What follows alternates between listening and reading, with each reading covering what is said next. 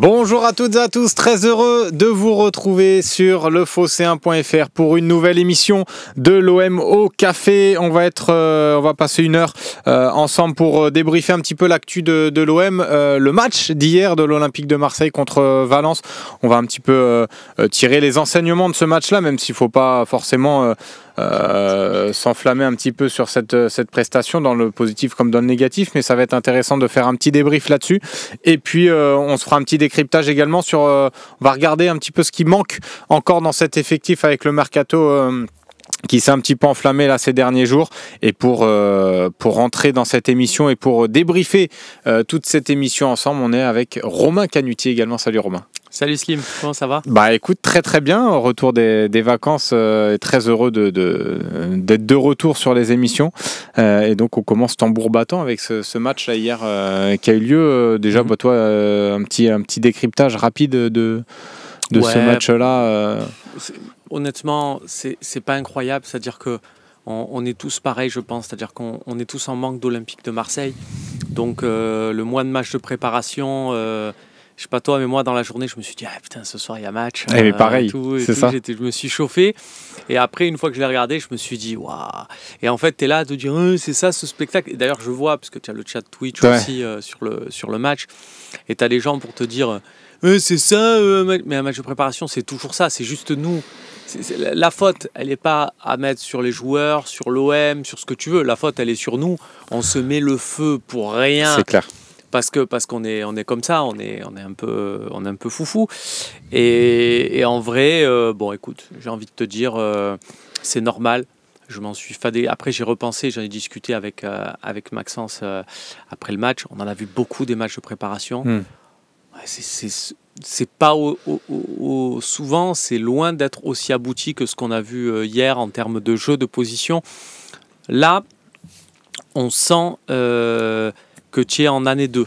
C'est-à-dire que ce que tu as vu la première année, tu le vois, tu pars pas de zéro, quoi. Oui, pas comme l'année dernière où tu avais perdu au début de ta préparation. Mais au final, ça t'avait pas empêché de commencer la saison Là, tu sens que tu as des joueurs, tu as un schéma de jeu, tu as des habitudes. Comment te dire ? Quand tu as un défenseur qui a le ballon, tu vois le déplacement des milieux de terrain qui est coordonné. C'est-à-dire que sur tes 2-6, il y en a un qui descend demander, il y en a un autre qui écarte. Ça peut paraître, tu vas me dire, sauf que non. Regarde des autres matchs de préparation quand un nouveau coach arrive, les consignes ne sont pas clairement établies. C'est des petits réglages comme ça qui là sont faits. Ouais, c'est clair. Là, je voyais un message là, de Federer Maestro qui nous demande ce qu'on a pensé de Egan Riley. Tu vois, et la réflexion que je me suis faite aussi pendant ce match-là, et ça rejoint un petit peu ce que tu dis, c'est que déjà, c'est une bonne chose qu'on ait réussi à garder pas mal de joueurs de l'effectif de l'année dernière, parce que tu as quand même certains automatismes. Et je trouve que c'est facile, finalement, pour des joueurs comme ça. Egan Riley qui a quand même, je pense, du talent. Mais c'est facile, je trouve, de s'intégrer dans ce collectif-là qui est déjà un peu huilé, où les joueurs savent ce qu'il faut faire, ce qu'ils ont à faire. Et donc, finalement, un joueur comme ça, qui a quand même du talent, qui a de la qualité, il va facilement s'intégrer à ce collectif-là et se fondre dans ce collectif. Et c'est pour ça que moi, je trouve que ça a été une belle surprise aussi sur ce match hier. Je sais pas toi ce que tu as pensé de sa prestation. Je trouve même très serein. Tu vois, il n'a pas paniqué. Il y a un moment donné, je sais pas si tu as cette image-là, une touche. Je crois que c'est Greenwood qui veut jouer une touche. Et tu te dis, c'est un autre défenseur, peut-être Cornelius, pour citer que lui, mais il aurait dégagé le ballon. Ouais, lui, tu as senti qu'il a pris du recul, il n'a pas paniqué, il a fait une petite passe très propre sur le côté gauche. Donc voilà, moi j'ai bien aimé son match hier. Après, je ne vais pas m'enflammer, ça reste qu'un match de prépa, mais toi, un petit peu ta vision sur ce défenseur. Comme toi, j'ai bien aimé, et je pense que ça, c'est propre à une mentalité d'un jeune joueur, et d'un jeune joueur anglais. Et je pense qu'on a minimisé aussi le fait que, parce que là, on a quand même beaucoup d'anglais, on a une petite colonie là qui commence à se faire dans l'effectif. Et on a minimisé le fait que on a Roberto De Zerbi comme coach qui a entraîné en Angleterre, qui parle du coup anglais, qui peut tisser une relation spéciale avec, et surtout au-delà du fait de parler anglais, parce que parle anglais aussi bien que moi, peut-être moins bien que moi, Roberto De Zerbi, mais il y a ce truc il a capté la mentalité de la Première Ligue en passant ces 2 saisons à Brighton. Et donc du coup, quand il a un jeune comme Egan Riley en face de lui, il est capable de lui voilà, d'activer les leviers qu'il faut pour que l'autre se lance dans le truc sans se poser de questions. Et ça, c'est vrai que c'est appréciable. Moi, j'ai aimé aussi un petit détail sur Egan Riley, c'est qu'il a démarré axe gauche et Balerdi axe droit. Tu vas me dire, Balerdi aurait pu jouer axe gauche, il l'a déjà fait dans sa vie. Et le fait que ça soit ça, alors que Medina était décalé là, pour moi, ça veut dire que tu envoies un signal à Egan Riley de lui dire tu es numéro 3, tu remplaces le défenseur à gauche, le défenseur à droite. Quoi qu'il arrive, s'il y a un pépin, c'est toi. C'est pas de dire, voilà, on a 2 mecs à droite, comme le fait par exemple Didier Deschamps en équipe de France, qui dit j'ai 2 défenseurs axe droit, 2 défenseurs axe gauche, c'est 2 postes distincts et il n'y a pas de permutation. Ça, j'aime beaucoup. Mais toi, tu vois comment, du coup, cette défense à Marseille, là, tu penses qu'il... Alors, ça fera un peu l'objet du décryptage là, que je voulais faire. Qu'est-ce qui manque un petit peu au recrutement encore de l'OM. Mais tu vois, on parle beaucoup de Medina, finalement, latéral gauche. Après, l'animation aussi différente. Enfin, elle change beaucoup. Tu vois, tu commences quand tu es sans le ballon. T'as pas le même dispositif que quand tu as le ballon, mais toi, comment tu vois cette défense type, quelle défense type tu vois se dégager après quelques matchs de prépa comme ça? Moi, je pense que ça va être aussi en fonction du mercato et de ce que tu arrives à faire ou pas en termes de défenseur central, mais je pense que l'objectif premier, c'est les échos que j'en ai. L'idée, c'est d'abord de faire un gros défenseur central. Ok. Et plus que, parce que j'ai écouté le discours de Max, de Seb, qui disait il faut doubler les postes des latéraux, tout ça. Je dis pas qu'il faut pas le faire, qu'ils ont tort ou quoi que ce soit, mais dans l'idée des dirigeants, priorité à ce poste de défenseur central, c'est ça qui occupe un peu toutes les pensées. Et donc de réfléchir à trouver une formule pour attirer un joueur. L'OM était vraiment... on va pas dire confiant, parce que dans ces moments-là, être confiant, c'est faire preuve d'inexpérience. Mais à un moment donné, en fin de saison, ils se sont dit on tient le bon bout avec Aymeric Laporte. Il y a eu cette complication avec son club où finalement ça change totalement la donne parce que... Parce qu'il ne voulait pas le libérer. Parce qu'il ne voulait pas le libérer. Et donc du coup, tu n'as pas l'enveloppe pour faire et un transfert et le salaire derrière qui va avec. Donc tu es un peu bloqué. Est-ce que ça peut se débloquer ou pas? Il n'a pas encore signé à Bilbao. Est-ce que ça peut se débloquer ou pas? Bon, ça semble quand même mal engagé. Et toi, tu penses que ça pourrait rentrer dans... Parce que tu as dit un gros défenseur. Pour toi, ce serait vraiment là le gros défenseur qui arriverait et qui pourrait stabiliser vraiment la défense, Laporte?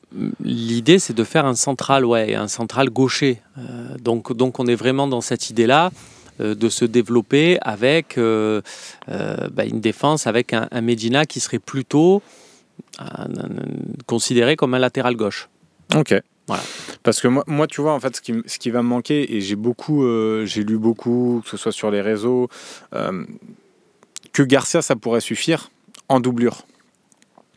Moi, je trouve que ça reste quand même léger parce qu'il faut se dire que, on dit beaucoup dans la rotation, Garcia, ça peut suffire. Mais dans la rotation, en fait, ça peut être un joueur qui va être amené à jouer quand même beaucoup. Et moi, je trouve qu'un joueur comme Garcia, s'il est amené à jouer beaucoup de matchs dans la saison, il va quand même y avoir un manque sur ce côté-là. Moi, ça ne me satisfait pas, si tu veux. Si tu gardais Merlin et tu avais un Merlin en rotation, je serais plus serein qu'avec un Garcia. Après, je comprends la vente de Merlin sur un aspect financier parce que tu ne pouvais pas en tirer autant, par exemple, d'un Garcia. Mais moi, je trouve qu'il va me manquer quand même quelqu'un à gauche, sur ce poste de latéral gauche, parce que même Medina, tu vois, je ne vois pas à terme, sur le long terme, occuper ce poste-là. Je ne trouve pas forcément très... tu vois, je trouve bon quand on n'a pas le ballon. Medina, je trouve que ce qu'il t'apporte dans le pressing, dans la pression qu'il peut mettre, dans l'intensité, dans les duels physiquement, je trouve que c'est intéressant. Après, quand tu as le ballon, je trouve que pour l'instant, sur ses premiers matchs, de ce que je vois de lui, me satisfait pas pleinement sur ce poste-là. Donc, un Garcia qui va être amené aussi à jouer pas mal, je trouve qu'il y a un manque sur le côté gauche. Je suis pas sûr, moi, qu'il va être amené à jouer pas mal. On va voir, de toute façon, parce que et c'est ce qu'il faut bien comprendre, c'est pour ça que je disais en fonction des opportunités, si tu es le 20 août et que tu n'as pas toujours trouvé ce défenseur central, que Aguerd, par exemple, pour parler des pistes les plus chaudes, tu galères toujours, lui se dit ouais non, j'ai pas trop envie de faire d'efforts sur mon salaire, machin, t'es en galère. Imagine, c'est totalement fiction ce que je te dis, mais le 20 août, tu as un coup de fil de l'agent alors on va reprendre un nom connu, voilà, tu as l'agent de Lucas Digne qui appelle, qui te dit bon, nous c'est mort de chez mort à Aston Villa, on est chaud pour venir. Tu peux faire venir Lucas Digne. Est-ce que tu penses vraiment qu'à ce moment-là, dans la tête des dirigeants de l'OM, ils ne vont pas se dire tu sais quoi, par rapport à notre plan initial, viens on met Medina dans l'axe, et on a la chance de faire venir Lucas Digne, donc vas-y feu. Tu vois, peut-être que ça peut s'articuler comme ça. Moi, contrairement à toi, Ulysse Garcia, je trouve que c'est bien, parce que je pense que il va pas... moi, je le vois pas avoir tant de jeu que ça. Pour moi, Ulysse Garcia, ça va être le 16e, 17e, 18e temps de jeu de l'année. Et pour autant, il va se comporter, comme on le sait, parce que c'est un mec qui a un état d'esprit en or, il va se comporter comme un 16e, 17e, 18e temps de jeu dans l'état d'esprit et au quotidien, dans la mentalité, et ça c'est important. Et je trouve aussi qu'un Ulysse Garcia, voilà, il va dépanner, et puis c'est tout ce que... entre guillemets, c'est tout ce qu'on lui demande. Ouais, mais tu vois, même là, dans le côté dépannage, moi, je suis pas convaincu. Moi, c'est un peu le poste que je renforcerais, pas forcément en priorité, mais je trouve que si on doit voir où il y a des manques, je trouve que le poste de latéral gauche, il va y en avoir. Après, évidemment, le défenseur central aussi. Tiens, j'ai vu beaucoup aussi de personnes hier sur le match critiquer un peu le milieu de terrain, l'état de forme d'Højbjerg, de Rabiot, le positionnement de Rabiot. Toi, t'en as pensé quoi sur ce match-là et même plus globalement là, depuis le début de la prépa? Non, moi c'est pas mal. Je trouve que c'est pas mal dans l'idée, la manière dont ça a de combiner. Il y a un moment donné, je peux comprendre qu'on se dise ouais, on a l'impression que ça ronronne, mais c'est là aussi il faut voir où nous on place le curseur d'attente, alors que c'est une équipe qui a sûrement fait une séance physique dans la même journée que le match. Voilà, je pense que c'est pas si grave. Oui, c'est ce que dit Théo là. Théo 10, il posait la question, est-ce qu'ils sont pas un peu rincés aussi avec la prépa? Moi aussi, ce que je regarde sur ce type de match là, c'est aussi les intentions. Tu en as parlé aussi en tout début de la démission.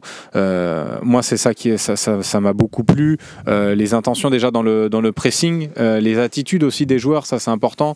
Moi, je vois un Mason Greenwood très en forme et affûté physiquement, qui répète les efforts, qui défend, qui même avec le ballon, je le trouve pas inintéressant, même si hier on l'a un peu moins vu, il a été un peu moins trouvé, il s'agaçait même parfois.